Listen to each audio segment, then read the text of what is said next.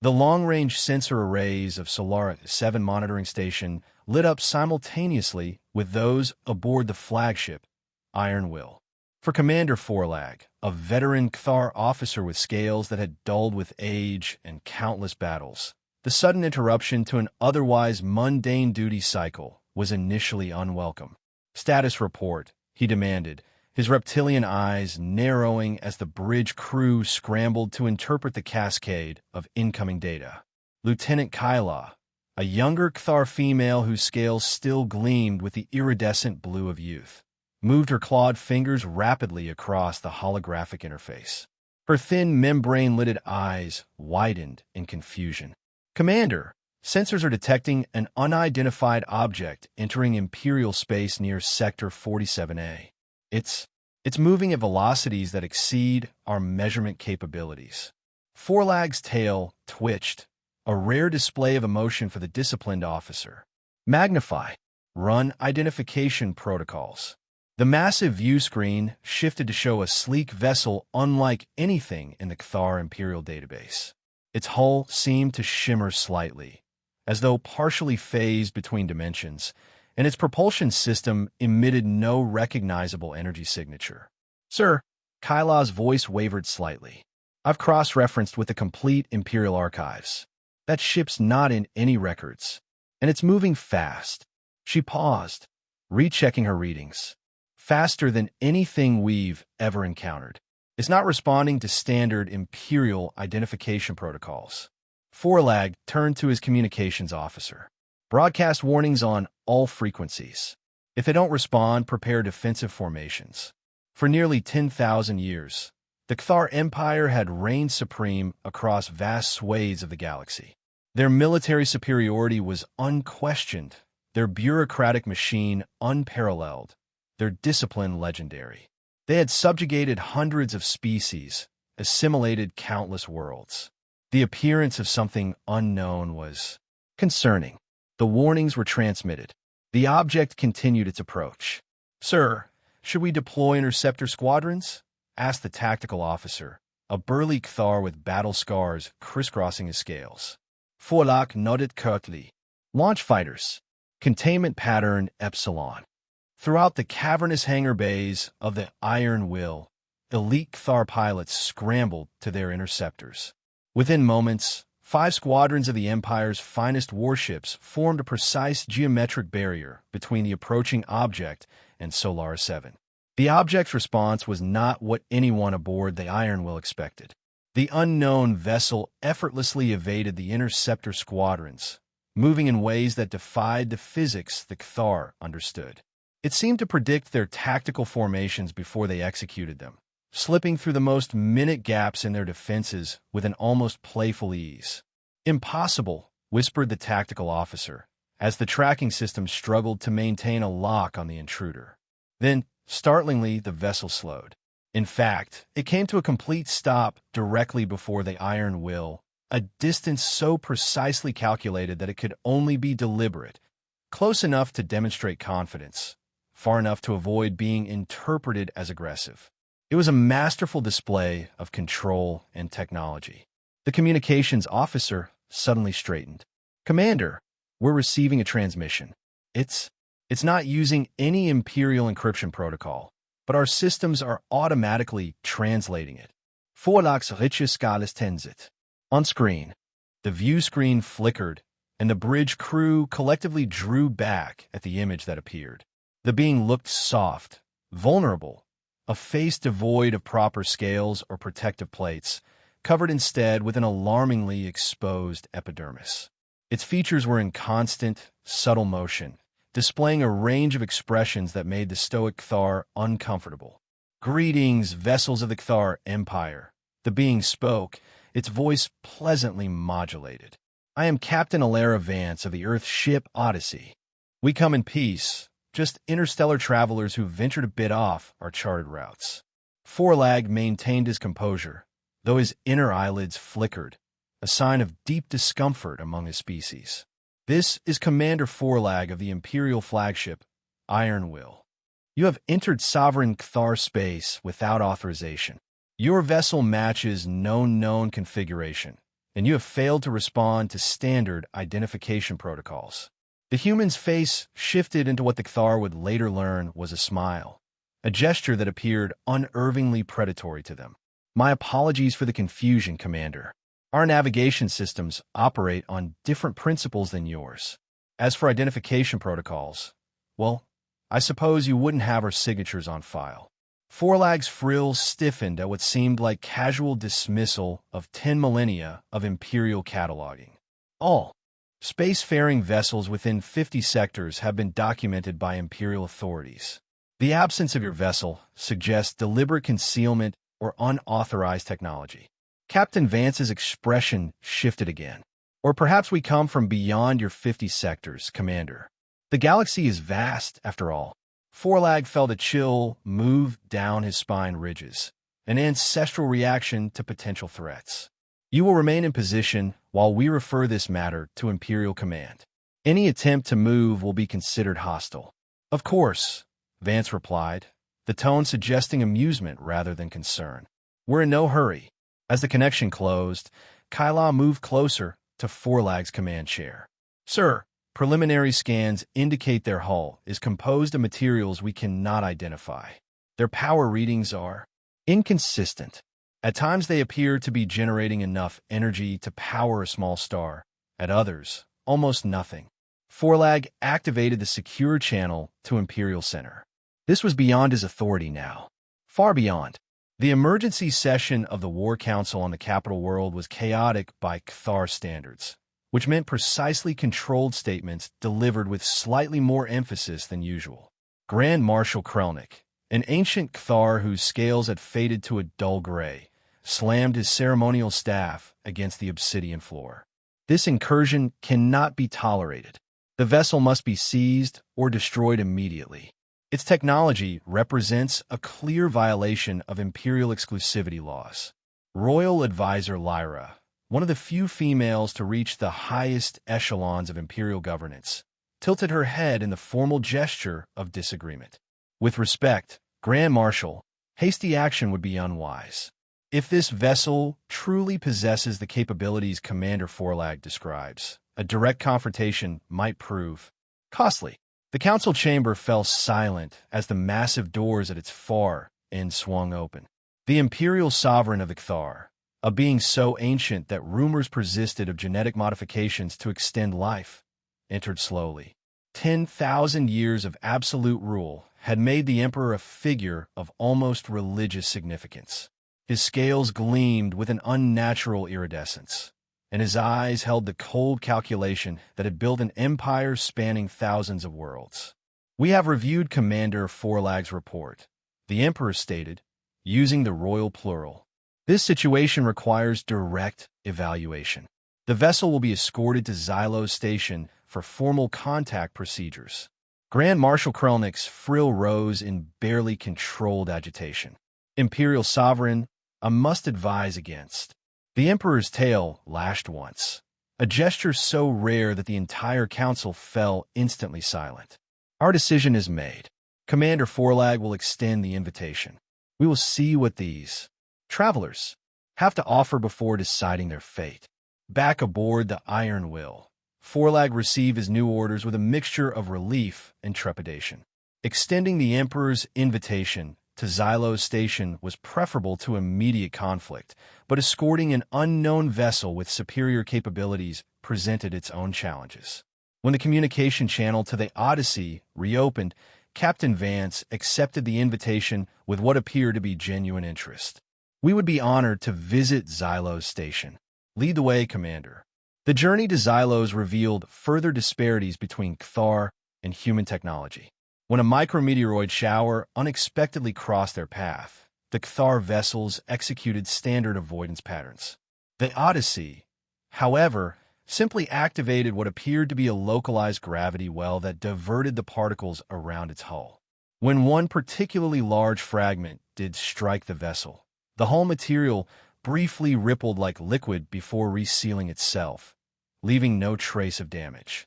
Lieutenant Kyla, observing from the Iron Will's sensor station, whispered to Forlag, Sir, their damage control systems appear to operate at the molecular level. The material itself seems responsive. Forlag nodded grimly. Continue monitoring and recording all observations. Imperial Science Division will want every detail.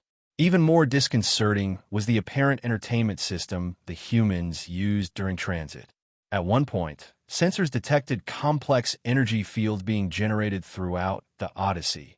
Fields that seemed to bend local space-time in controlled, harmless patterns that created stunning visual displays visible through the ship's transparent sections. They're using technology that could potentially tear a hole in reality. For recreation, Kyla observed, her voice a mixture of horror and fascination. Xylo Station hung in space like a massive metallic flower, its petals arranged in precise geometric patterns that served both aesthetic and defensive purposes. As the diplomatic hub of the southeastern quadrant of the Empire, it had been designed to impress and intimidate visitors in equal measure. To Forlag's frustration, the Odyssey crew seemed neither impressed nor intimidated.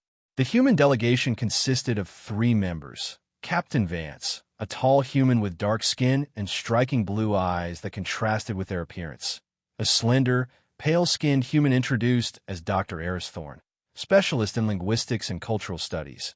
And a stocky, gruff individual named Jax Riley, identified as chief engineer. They were met by High Counselor Vorin, the Empire's senior diplomat assigned to Xylos. Vorin's elaborate ceremonial armor and formal speech patterns were meant to convey the weight of 10 millennia of imperial tradition.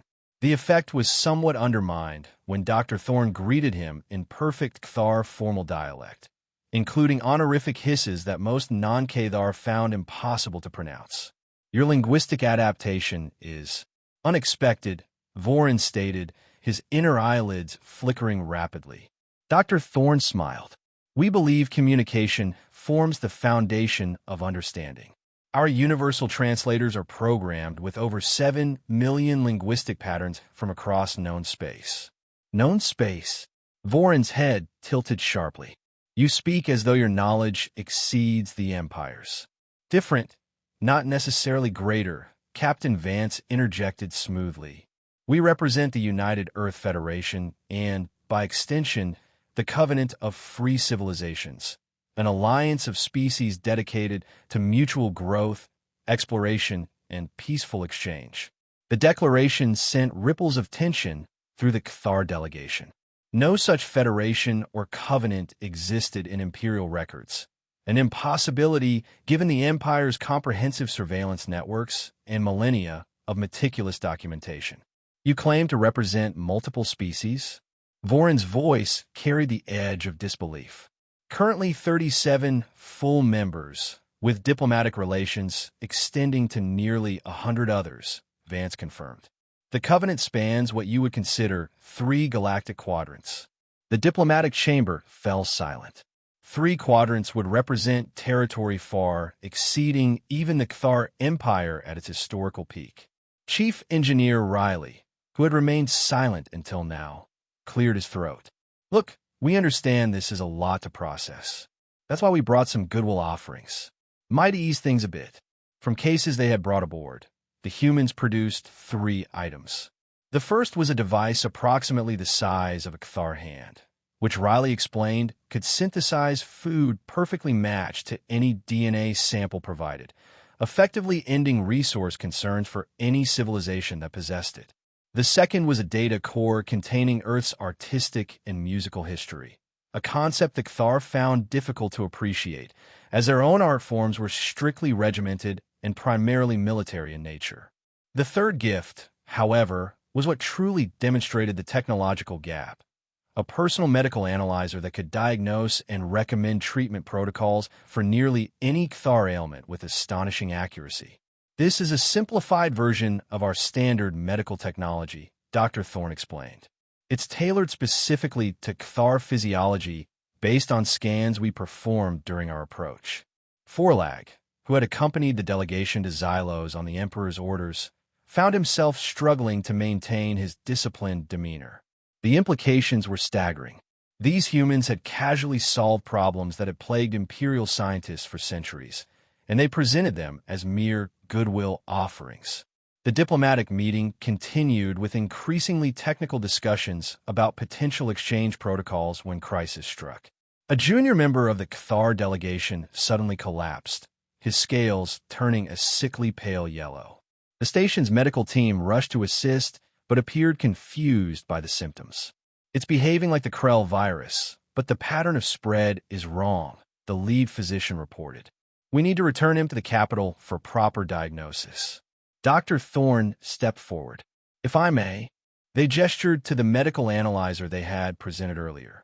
"This might help." After a moment of hesitation, Vorin nodded permission. Thorne activated the device, which projected a three-dimensional model of the Cathar's internal systems, highlighting a rapidly multiplying pathogen. "It's a variant of what you call the Krell virus, but it's mutated to target scale junction nervous tissue rather than respiratory systems," Thorne explained. "Your standard treatments would be ineffective, but we can synthesize a nanomolecular intervention that will eliminate it before permanent damage occurs." The Cathar physicians looked skeptical, but with the patient's condition deteriorating rapidly, they had little choice. Using materials from the Odyssey, Thorne and Riley collaborated to create a treatment that, when administered, began working within minutes. The stricken Cathar's color improved visibly as the assembled diplomats watched.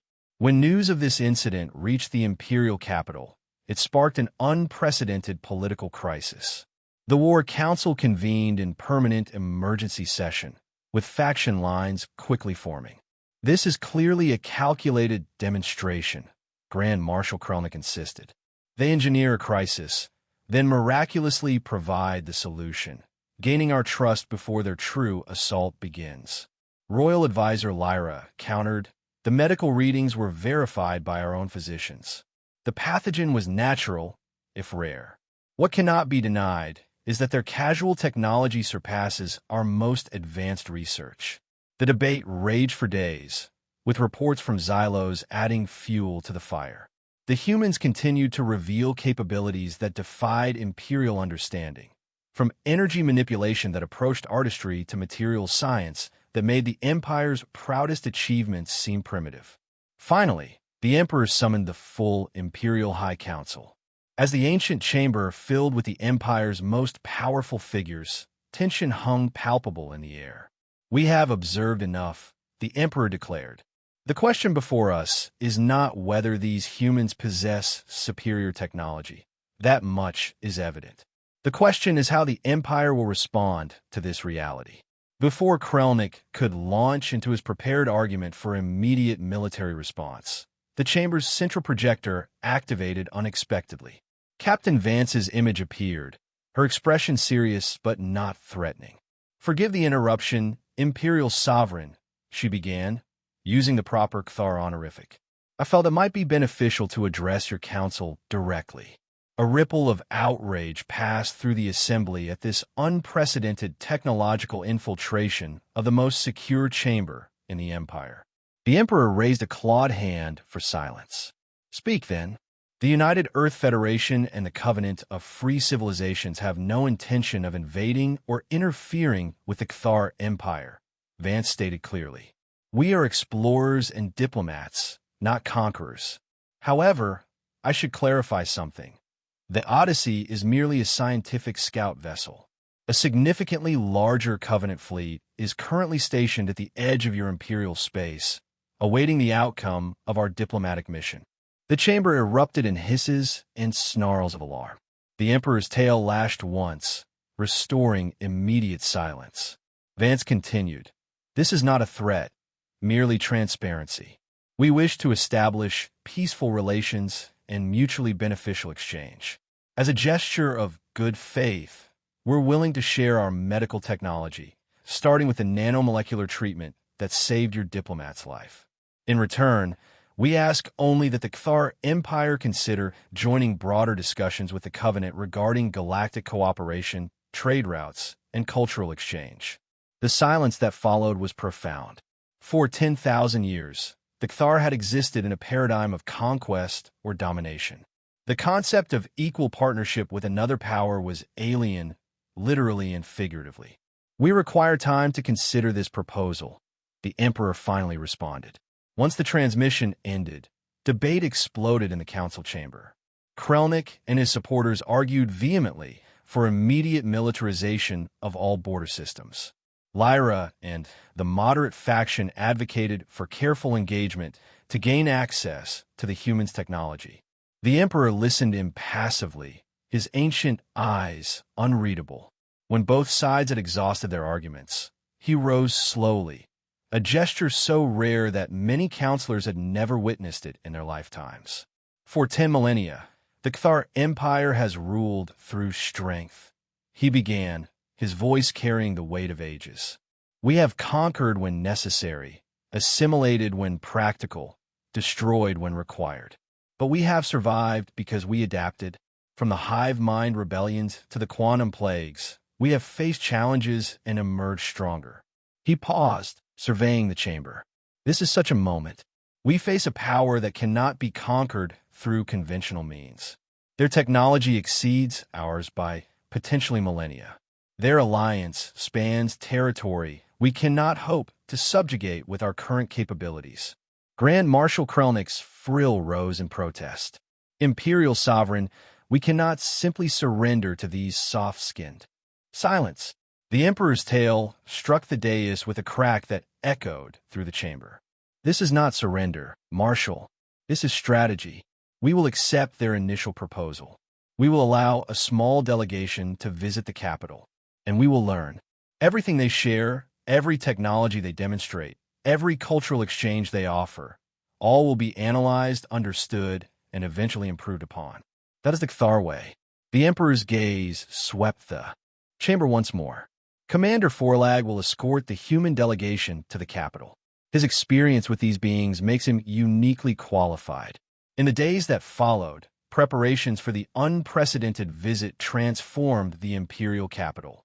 For the first time in living memory, non-Cathar would walk the sacred corridors of power, not as conquered subjects, but as diplomatic equals. When the delegation from the Covenant arrived, it exceeded all expectations. Alongside the humans came representatives from a dozen species, each more exotic than the last. Crystalline beings that communicated through light patterns, massive amorphous entities contained in gravimetric fields, beings of pure energy housed in mechanical shells. The variety was staggering to the Cathar, whose galaxy had been meticulously categorized and controlled. The negotiations progressed with increasing momentum. Cathar scientists were astonished by the medical knowledge freely shared by the Covenant representatives. Energy experts found themselves reconsidering foundational theories in the face of casual demonstrations of technologies they had deemed theoretically impossible. Yet beneath the surface of diplomatic progress, resistance festered. Grand Marshal Krelnik, though publicly supporting the Emperor's decision, secretly gathered a cadre of like-minded conservatives. In clandestine meetings beneath the ancient catacombs of the capital, they plotted to preserve what they saw as the Empire's purity and dominance. These aliens corrupt the very essence of Cathar's supremacy, Krelnik hissed to his followers. Their technologies are baits in a trap. Their soft words mask the death of our way of life. The Emperor has grown weak with age, susceptible to these alien influences. His plan was brutal in its simplicity. Assassinate the key Covenant representatives and frame rival factions within the Empire, triggering both a diplomatic crisis and internal purge that would return the Empire to its traditional aggressive stance. What Krelnik failed to account for was the combination of Covenant technology and the changing perspectives within his own species. Jax Riley, the gruff human engineer whose apparent plain-spoken manner concealed a brilliant tactical mind, had installed detection systems throughout the diplomatic quarters that identified unusual movements and communications. Meanwhile, a group of younger Cathar, led by Lieutenant Kyla, who had been reassigned to the capital, had begun questioning the rigid traditions that had defined their society. When Krelnik's assassins moved to strike during a formal reception, they found themselves facing not only Covenant security measures beyond their comprehension, but also the Emperor's loyal guards, led by Commander Forlag himself. The confrontation was brief but intense. Energy weapons discharged in the ancient ceremonial halls, scorching murals that had remained untouched for thousands of years. When it ended, Krelnik and his co-conspirators stood surrounded, their plot exposed before the assembled dignitaries of two civilizations. "You betray everything we are," Krelnik snarled at Forlag. 10,000 years of Cthar dominance, ended by your weakness. Forlag regarded the old marshal impassively. "No, Grand Marshal, 10,000 years of isolation, ended by our evolution. The Empire survives by adapting, as the Emperor himself said. Today we adapt again." In the aftermath, the Emperor personally denounced Krelnik's actions before both Cthar and Covenant representatives. The path forward requires courage, not the courage to fight, which we have never lacked, but the courage to change, which we must now find. 3 standard months later, the preliminary treaty between the Cthar Empire and the Covenant of Free Civilizations was signed in the Grand Imperial Plaza. Its terms established initial diplomatic relations, limited technology exchange protocols, and the gradual opening of borders for regulated trade and cultural missions. As the Odyssey prepared to depart, no longer as an anomalous intruder, but as an official diplomatic vessel, Commander Forlag stood in the observation deck of the orbital platform, watching alongside Captain Vance. "Your ship caused quite the panic when our sensors first detected it," Forlag remarked, his tone carrying the dry humor that had begun to develop through his extended contact with humans. Vance smiled. "Sometimes a little panic is necessary for growth. Comfortable systems rarely evolve. And was this always your intention?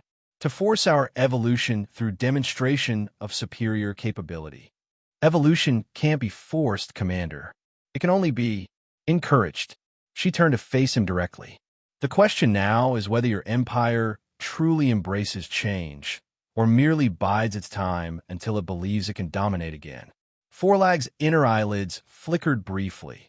A gesture Vance had learned indicated deep thought. "I cannot speak for every Cthar. 10,000 years of viewing the galaxy through the lens of conquest cannot be undone in a few months. But seeds have been planted. Ideas spread faster than any virus." As the Odyssey departed Cthar space, its advanced drive creating a spectral display of light that even the stoic Cthar found beautiful, Forlag remained at the viewport long after it had disappeared from view. The Empire stood at a crossroads, facing perhaps its greatest challenge. Not conquest, but cooperation. Not domination, but adaptation.